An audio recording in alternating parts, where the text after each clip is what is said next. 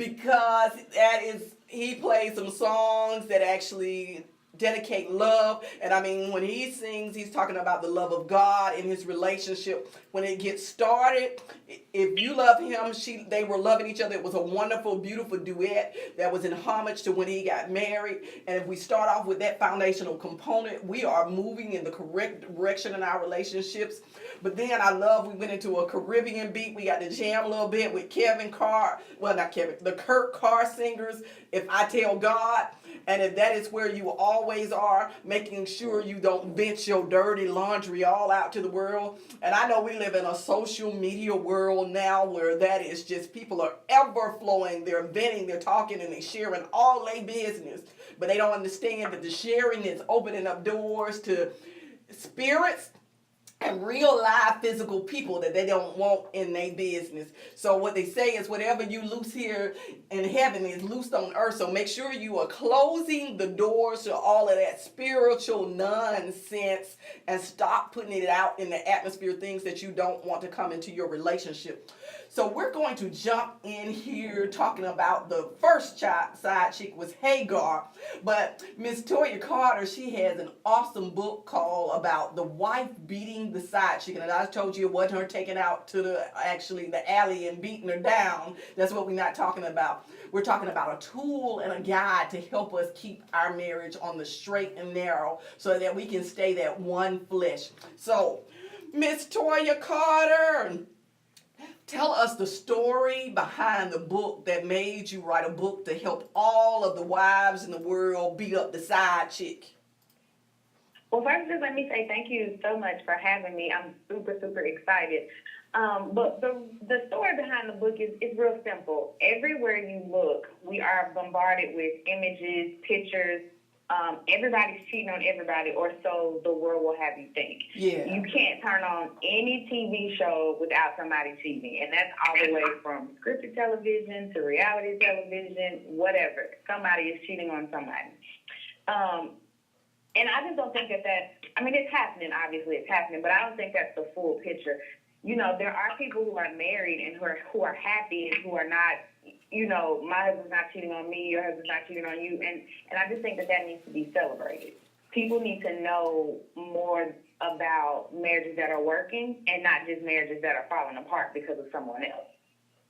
So I definitely wanted to highlight that, marriage is hard, and people have a tendency to go astray, but if you're married to the right person and if you do your part, your marriage is going to be strong and your marriage is going to survive. So I just kind of got tired of the side chick. I mean, she's everywhere. And if you watch Power, people are like, they're Team Angela. Well, how are you Team side chick? We need to be Team wife. So that's kind of the story behind it. Yeah, I agree. In the media, it's almost like the side chick is more important than the wife. They've glorified it. And even people get on to the point on social media now that they have T-shirts bragging about being the side chick, about taking your man, about being the other woman. It's almost as it is a position of honor. And even in the Bible, when we're talking about Hagar, it was not a position of honor. She was a slave.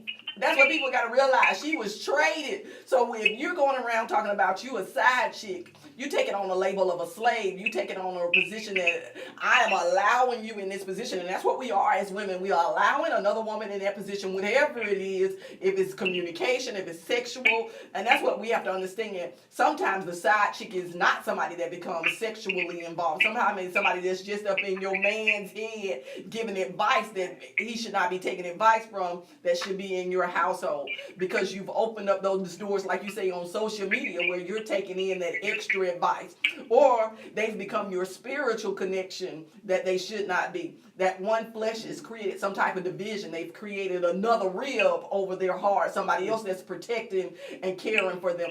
And for the woman, that same thing can apply. We've got out there and we letting somebody else be our head and direct us instead of the head that we married and said, I do too. So in this world, we really got to be clear.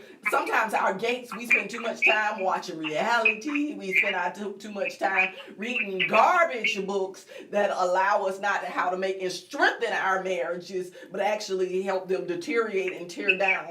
And that's one thing about the books in the library that we have at home, whether it's an audio library or if it's physical books or it's the Kindle book. We bring in things to educate us so that we can be empowered as far as whether it's being better parents, being better people, definitely being better in a relationship, because we want to be the best husband and wife that God calls us to be.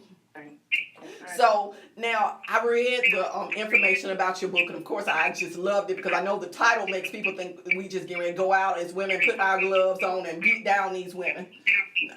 Not saying that some of them don't deserve a beat down, but the thing is they deserve a kind of like a beating in love, because sometimes they just don't know any better, because it's been a generational cycle of celebrating that type of woman, because they've been in that type of relationship. It gets to the point where the side chick have just as many kids as the wife does.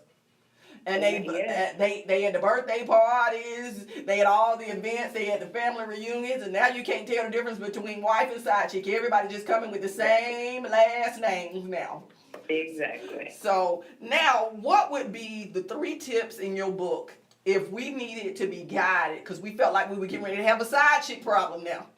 What would you tell us out of your book to help us get rid of the side chick problem? I would definitely say read the whole thing, obviously. But if I wanted to just narrow it down, I would first have to start with communication. Okay. I feel like communication is just so important, because if my husband is telling me his needs aren't being met, he needs to communicate that to me. He doesn't need to go get a side chick and let her do it. He needs to communicate that to me. I have to be open to it, and I have a whole section in here about having difficult conversations, because a lot of times we don't want to hear that. We don't want to hear what we're doing wrong, what we didn't do, we burnt the chicken. Whatever. We don't want to hear that. So I think you have to be open. You have to be open to communication. Communication is so, so important. And if we're constantly talking and constantly creating that intimacy, she doesn't stand a chance. So I would definitely say communication is key. And everything that goes with communication is huge. We could talk about that all day, but I just want to point out that you have to be open and you have to listen. And don't listen for what you're hearing. Listen for what he is telling you, because that's super important. And then you also want to take into consideration like the time and the place. In the grocery store is not the time to discuss your relationship. Mm-mm. If your husband is a football fan and he just sat down and it's kickoff, that is not the time to tell him that you're feeling some type of way. No, because you were feeling some type of way before the game started, I'm sure. So I would definitely say communication. And also, love languages. Love languages are very important. We tend to love people how we want to be loved, but in a marriage, you need to love your mate how they want to be loved, how they understand love. Because if my love language is like buying gifts and I'm leaving cards and I'm leaving your favorite candy and I'm buying watches and clothes or whatever it is that I'm doing, and your love language is actually physical touch, there's a disconnect. So you may be showered with gifts, but if I'm not holding your hand, if I'm not sitting next to you, then you're not getting what you need from me. So that would be the next one. And then also, let your man be the man. You married him, you prayed for him, you said, God, please give me a good man, I'm going to do right now. You got him, and he's the head. Let him do that. Let him do what he's supposed to do. I think we get so caught up in independent woman, I'm strong, and that's great. And I will tell anybody, I was a single mom before I got married, so I was queen independent. But you have to let that go. You have to allow him to be the man so he can feel like he has a place in your home. Otherwise, he's going to go somewhere else where they're going to give him that place that he's looking for. So I would definitely say those would probably be my top 3. Just the communication, the love languages, and then allowing him to be the man. I love those 3. Those are great keys to the relationship. And I like what you said about communication. It must be open. Because we do become very offensive when anybody's giving us corrective criticism. How should I say that? Right. And that's the key. And we do have to learn how to talk to each other in a way where we are taking it. Like, it's a way to say something, talk about the burnt chicken. It's a way to remedy the burnt chicken. If you know you can't cook, get some cooking lessons. If you know you're rushing to cook, that means you need to cook in the crock pot instead of trying to fast cook. There are things that we can always adjust, but we have to be open to that instead of saying, oh, I've been cooking all my life and I know, that's, great, but your chicken been burnt all your life too and nobody else had to eat it. Exactly. That's the thing. Nobody's eating your burnt chicken but you. But the thing is, now you have somebody, and it's a million options before he get home that he can eat something that's not burnt chicken. And the thing is, you will become offended if he gets there after you done went through the trouble of slaving over some burnt chicken, and if he don't even bite it. That's the thing. So then there becomes another type of argument because you be like, well, what did you eat? Why you never hungry when you get home? I done did all this cooking. I done did all this flavor. So there's another issue that becomes in that communication. And what we have to realize, if we don't remedy those little things, they always turn into bigger issues. So, and what you said about the king is very key. A man always wants to be king in his castle because if you, as he should, yes, if he's not, he can always find another castle. He will be treated as the king. And but let's reverse that because we want to make sure that women that's on the line don't get so comfortable that you understand it works both ways. Men, if you hear, yes, you get treated as king, but remember you also have to treat your woman as the queen. If you got little girls in the house, little boys in the house, you never put those before your wife or your spouse. Get it clear who king and queen. Remember they are princess and princess, but you don't have no multiple queens or multiple kings in the house. Because that always creates a hierarchy, and that means somebody's going to have some drama in the house because we get confused about who the real kings are in the house when we have those positions and the real queens when we actually put our children in the wrong positions in our households. And I know there are a lot of people that feel, that we should put our children first before our spouse, but y'all need to read the word. That is not what it says. That is not what it says. Your husband comes first. You remember that, and your spouse becomes first because you all are one.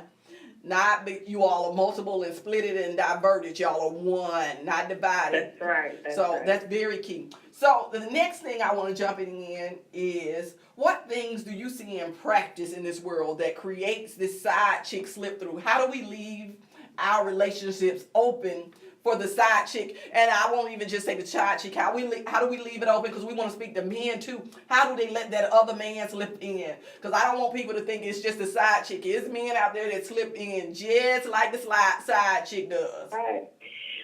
There are definitely side dudes. I think it's just not doing what you did to get the person because everybody's different. And so maybe I like long walks in the park and maybe you like Netflix and chill. Well, if you got me by taking me to the park and taking me on these long walks, now that I'm here, you need to keep doing that or I'm going to miss going on those long walks. So I think it's definitely, you have to keep up what you did to get there. Yeah. You can't let that go because then they're going to yearn for that. They're going to seek that out. So whatever you were feeling for them, whatever you were doing for them in the beginning, you have to keep doing that. You can't stop because they've grown accustomed to it. And so whatever it is that they saw in you, it's a billion trillion people in the world. They're going to see that in somebody else if you let them. You want to stay at the focal point of the relationship. You want to always stay connected because we're human beings. We live for that social connection. And even people who say, well, I like to be by myself, blah, blah, blah. No, they still want a romantic relationship too. And so we yearn for that. So you want to make sure that you're giving your spouse or your mate, you want to be giving them that intimacy, that social connection so that they don't have to go anywhere else and look for it. They got it at home. And you know what is really key that sometimes happens as women, and I'm gonna reach on to this Beyonce song. What we talking about, serving your man. We think that's cater to you.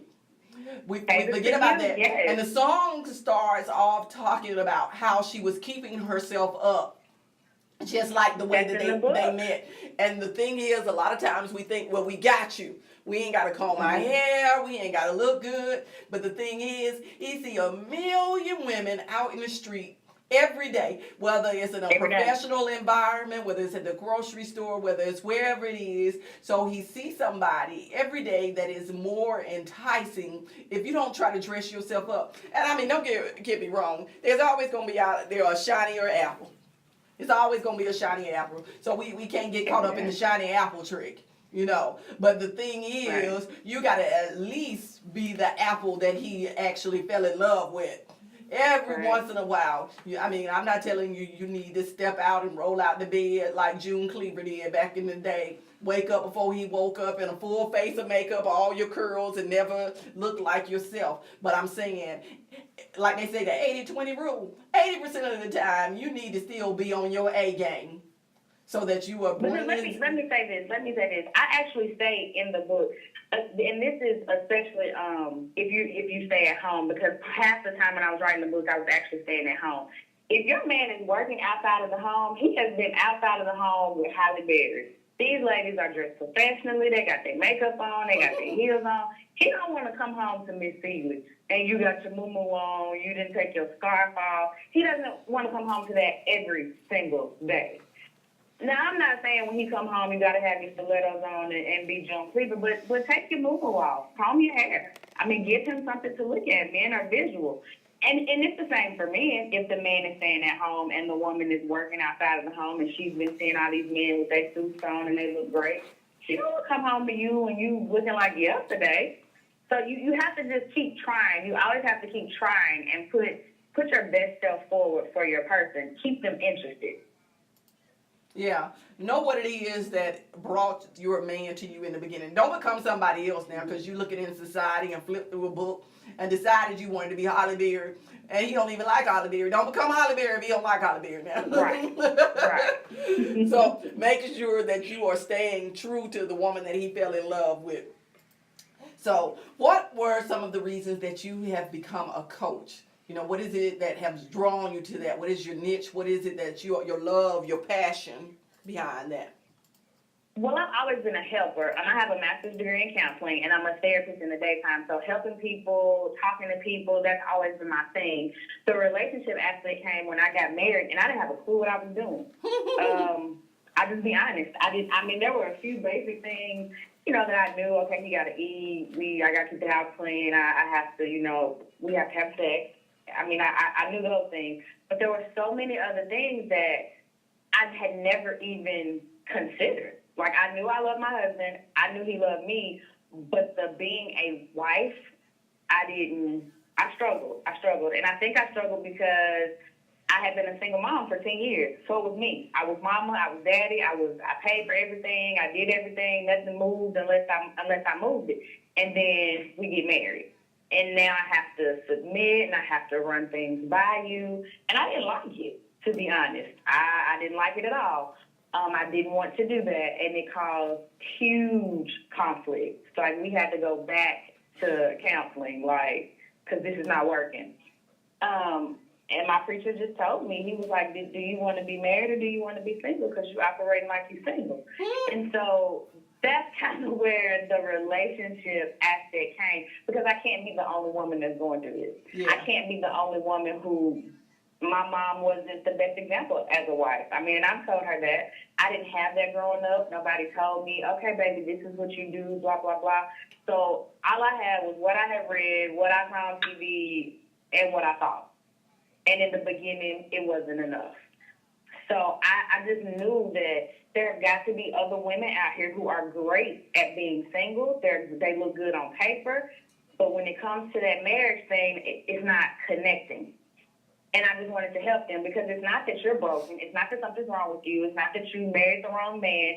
It's just you need to work on you real quick. You need to understand what it means to be a wife and not just somebody that's married. You need to understand where your position is. Because like we said, you're the queen, so you have a say. You're the queen, so you run it and you do you, but now you have the king.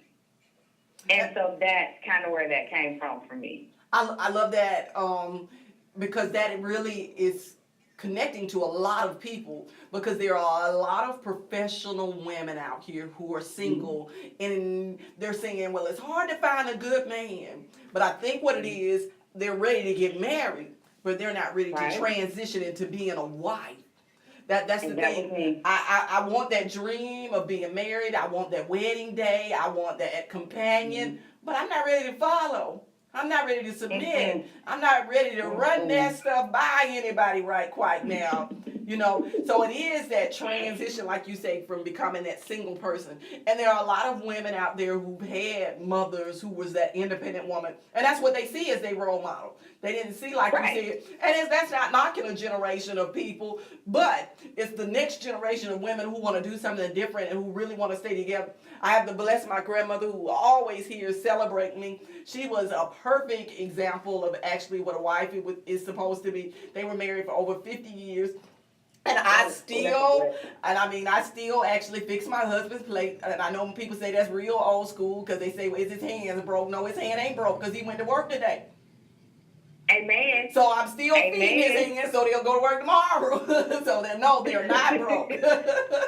But that's right. Because I will feed my husband if he asks me. That's to. right. If I have to pick up the fork and actually got put it in his mouth sometimes. And that's why I say we have to realize the concept. And it's not about, okay, he going to work, making all the money. We haven't got back to that kind of, where people think, okay, well, if I'm doing all that, I shouldn't work. I should, that's not what we're singing. Right. We're singing honor your man as the king that he is. We're not singing honor him because he's perfect, but honor him because he's perfect for you.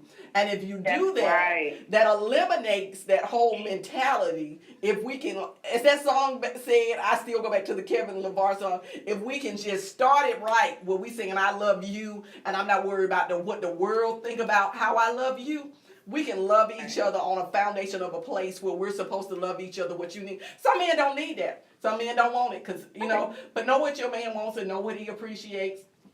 But Exactly. I tell my clients all the time, you can't love your husband how I'm going to love my husband. They're two different men. Yeah. You know what I mean? Like, my husband loves high heels. My brother hates high heels. So if my brother's wife tries to love him like what I'm doing, she's going to mess up. You have to do what works for you and your home and your husband. And you find those things out by communicating with him. Ask him, well, babe, what you like? Hopefully, if you're married, you have a clue about what he likes. But if you don't, ask. Communicate. Figure out what he needs. Figure out how he understands and appreciates love, and then give it to him. Because where I went wrong was I was mimicking what I saw on TV. Because, that's what you do, right? No, that's not what my husband needed at all. No. So you really have to love your husband or love your wife how they need to be loved. And no marriage is going to look the same.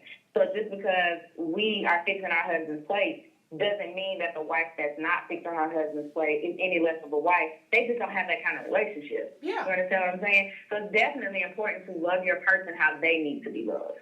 Oh, most definitely. Yeah, so I want you to tell us what it is and how you're transforming, when you're talking about that niche, how are you making that transformation in your client's life? Because I heard you talk about that single power woman. Yes, because I was her. It was me. If you don't want to conform to what I got going on, hit the highway. And that's not okay. You can't. That's not cool. So what I do with them is I kind of take them through a 6-step process. Okay. Now every client is definitely different. Everybody has different needs and different concerns. But for the women who come to me and they are successfully single and now they have found themselves married and they're like, girl, I don't know.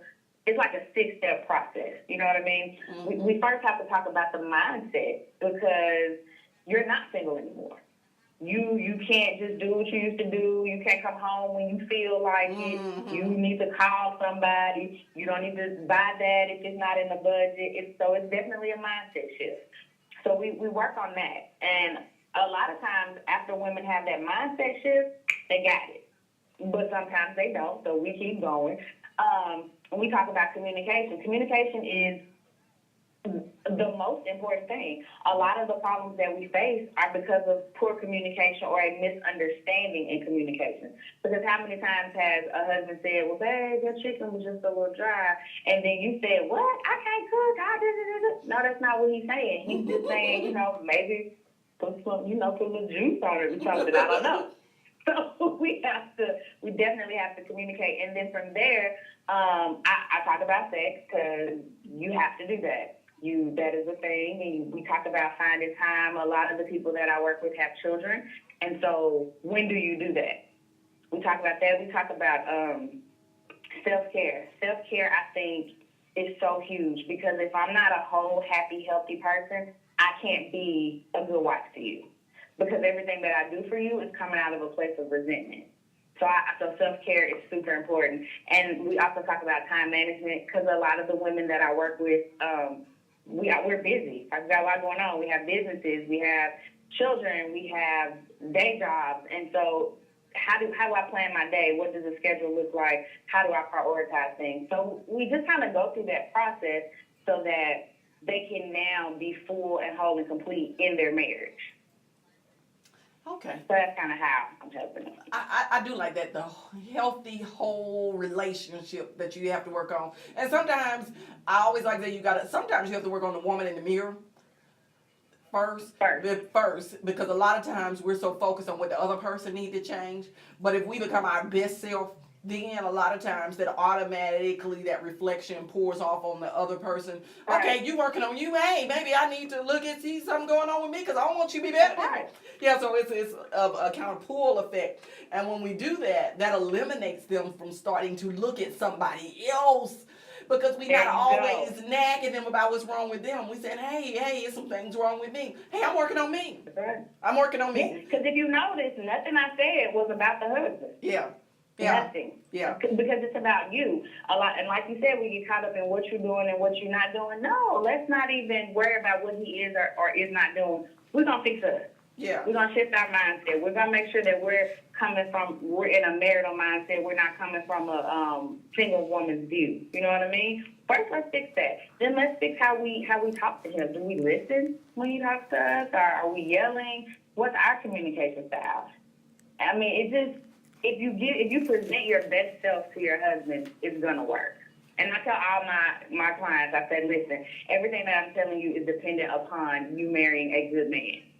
If you married a dog, he's a dog, and nothing you do is going to change that. So let me say that up front before you give me your money. Is your husband a good man? And they say yes. I say, okay, we can move forward. So have to make sure you throw that out there because people will say, I'm doing all this, and he's still... Well, baby, he's not a good man because a good man is going to see the changes that you're making. He's going to reciprocate that. Like you said, he's going to say, well, let me work on me too. And that's just how it works. And let's go back because I want to put something out there for the audience that's listening. There will be divorces that happen. There will. Mm-hmm. Because people are going to get married that had absolutely no business being married. That's just 100% honest truth. Because we fleshly people, we jump into relationships that were not ordained by God. Okay, right. So let's put that out there so my Christian people on the line don't fall out about divorce. It happens, and it's happening in the Christian community more than any place else. But first of all, if it is a God-destined marriage, no matter what you go through, no matter what it is, you will always make it back together. That's the key point. Because even in the Word, it talks about equally yoked. So if you just going to get somebody because they look good, because they fashionable and they can hold on your arm and make you look good when you go to business meetings or things, don't get mad when they don't have any other qualities but that. Don't get mad because those are the qualities that you picked for somebody. So if you want the other things of substance, what I always tell people, close your eyes and listen to a person. Because what they say, you can hear better than when you're looking at their clothes and looking at all the other things. Listen, but then also sometimes their actions will speak louder than anything they say. So as the words say, look at their fruit. Take time and look at the fruit that they bear versus what is it they saying they going to do and what are the actions they're putting forth to actually get it done. And so if you spend that time doing that, you can eliminate a lot of that strife that happens in a relationship that opens up the door for the side chick, the side dude, because the side chick and the side dude have the original qualities that you really wanted anyway, that you really needed in order to, because you were looking at artificial qualities. And I like to put out there to women, y'all looking for a nice groom, 5'6". Everybody always describe this man. They want Boaz. They want Boaz the way he was described in the Bible. You know what? That's right. But you know what? That ain't your man. He already married and he already gone. So now, look at the interior characteristics that you're really looking for in a mate. And then the outside part. And I know y'all talking about y'all want beautiful children. Y'all want pretty babies. Y'all want to look good in pictures together. All that artificial stuff that you talk about. But the thing is, you want to look good when you all have a conversation inside the house when you're shut down. Not about what the world sees why you are connected with a person. We get caught up in that because somebody else don't think our husband is attractive. Or somebody else don't think our wife is attractive. Those are the things that we worry about in a shallow world. But if we get our lives together, then we can actually focus on being a whole and healthy relationship. Like you're saying, we don't worry about who making the most money. We don't worry about who the prettiest person is. All of those things that we have that tug of war with in our relationship, we can eliminate if we just, like you said, get our mind right up there in the beginning. So I do like the fact that you wrote a book that's really not about beating anybody down. It's not about violence. So I want everybody to actually go to Miss Toya Carter's page and check out the wife guide to beating the side chick. So you can get your guide, especially the newly married people, but then also our power single women who talking about, I can't find a good man. You can find a good man. Right. You can find a good man. But first of all, you need to find out what a good man is. And then after you say you want a good man, learn how to follow him. Learn how to follow him. You need to stop being a chief just because you the CEO, the CFO, or the whatever it is, or you are your business. When you get back home, lay all those titles down and become back the wife. And that way he don't have to go any place else to lead somebody else into the things that he need to be done. So we're going to wind down our evening, and I actually have 2 songs because I want to actually give a little bit of memorial. We lost one of our actual great voices in the Christian gospel community earlier today, and that is Thomas Clay. He has a great voice, and I know that is not about the side chicks, that is about the fallen, the left behind. We lose people, and we need to remember them, and it's happening in everybody's life, not just in the Christian community. People are leaving us in this season, but he has left us with some awesome music, and Thomas Clay is about falling, and that song really is about relationships, our relationship with God, our relationships with ourselves. When we fall, we must realize that God is always there to pick us up, and we need to be forgiving and graceful like that in our relationships too. And then the final song we'll hear tonight is When the Trumpet Blows. So, my brother, when you make it to heaven, blow a trumpet for us and sing in the angels choir so that we can be blessed still with your angelic voice. So we are closing out tonight on 108 Praise Radio. We thank everybody for joining us, as always, coming in to listen to the Relationship Hour here on Tuesday night. Enjoy our Tuesday talk from 8 p.m. to 9 p.m. Eastern, and always catch the replays on the YouTube 108 Praise Radio. So subscribe, and join us.